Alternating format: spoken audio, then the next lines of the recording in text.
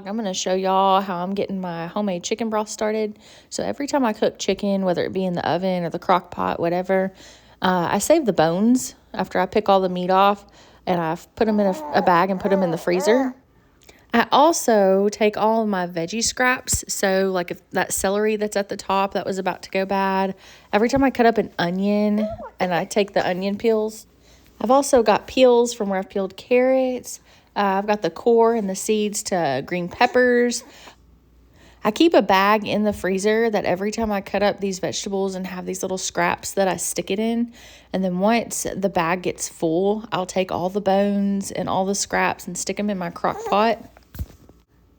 Depending on the size of the crock pot that you use, I just take water and I fill it up until I get to the top. My crock pot usually holds about 12 cups. That's what I've got in here now, is about 12 cups. And then I'll just put my crock pot on low and cook it for 24 hours. So now we're just going to strain out the broth. I've got a strainer inside of a big bowl, and I'm just pouring everything in.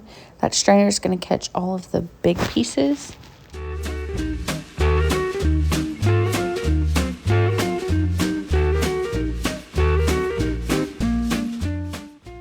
We're going to dump all those chicken bones and veggie scraps, dump those out and throw those away. And then I'm going to take a fine mesh strainer. I'm going to pour everything back into the crock pot so I can have my bowl back.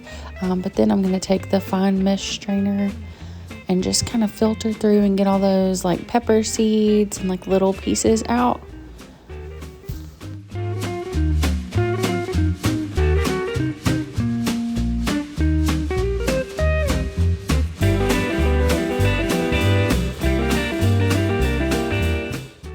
What I do is I save old pickle jars, sauce jars, things of that nature.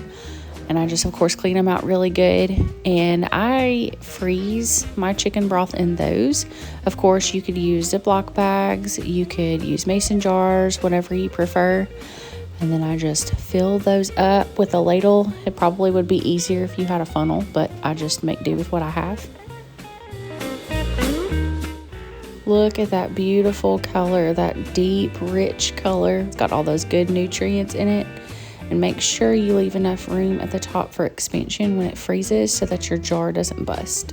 Thank y'all so much for watching. I'll see y'all tomorrow, and y'all stay blessed.